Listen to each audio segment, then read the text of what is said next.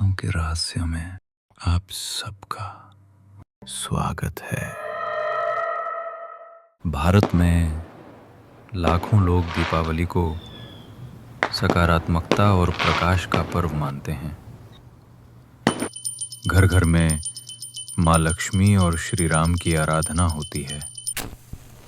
लोग अपने घरों को दीपों और रोशनी से सजाते हैं, मिठाइयाँ बांटते हैं और सुख समृद्धि की कामना करते हैं।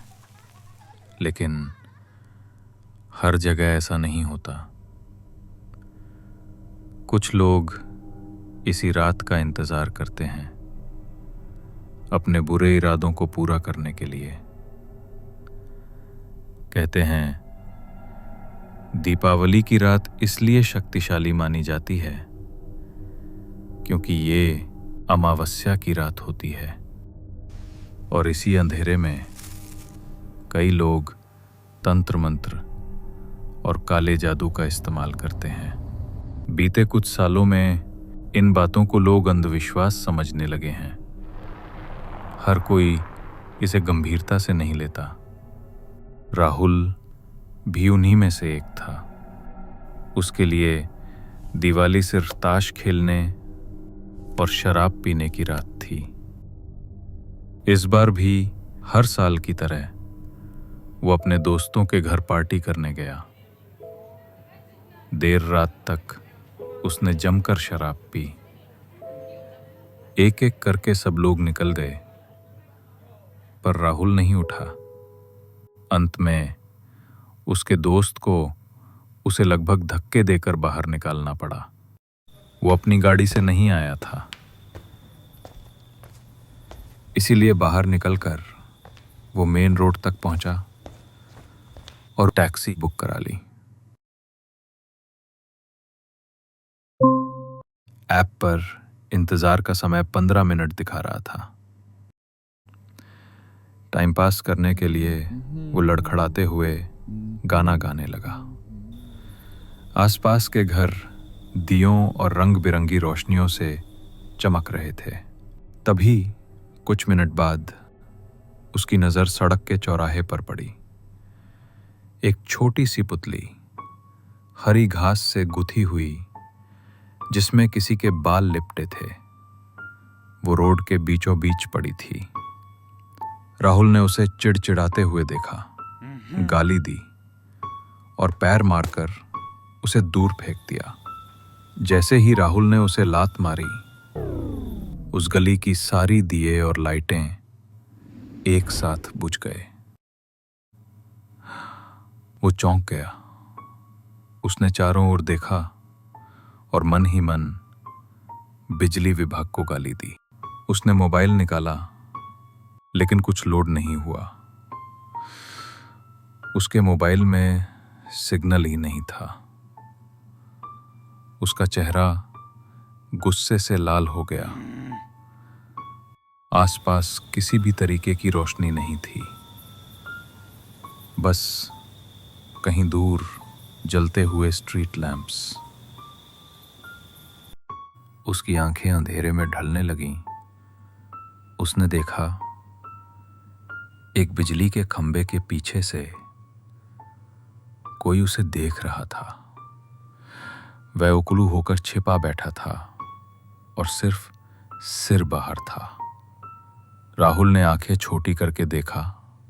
वह एक औरत का टेढ़ा मेढ़ा चेहरा था, होठ ऊपर की ओर खिंचे हुए, आंखें बेहद छोटी और मोती जैसी चमकती। राहुल के मुंह से एक घुटी चीख निकल गई। उसने खुद को संभाला और बोला, अरे ओ, खंबे के पीछे क्या कर रही हो?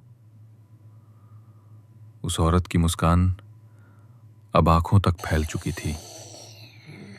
बच्चे जैसी आवाज में वो बोली, तुम्हारा इंतजार। राहुल भौचक्का रह गया। उसे लगा कोई मजाक कर रहा है। उसने झल्लाकर कहा, अरे ओ, ड्रामा बंद करो और भागो यहां से। उसने जल्दी से मोबाइल निकाला, फिर चेक किया। अब भी नो सर्विस। वो औरत हंसने लगी, एक अजीब खोखली हंसी। गुस्से में वो चिल्लाया, ये सब क्या बकवास कर रही हो? निकल वहां से, और हिम्मत है तो सामने आकर बात कर। खंबे के पीछे क्या छुपी बैठी है?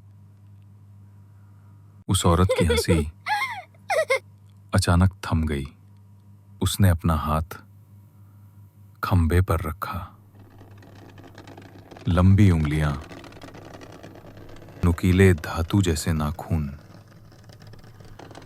वो मंत्र जाप जैसा कुछ करने लगी और ऊपर उठने लगी, जैसे बैठी हुई खड़ी हो रही हो।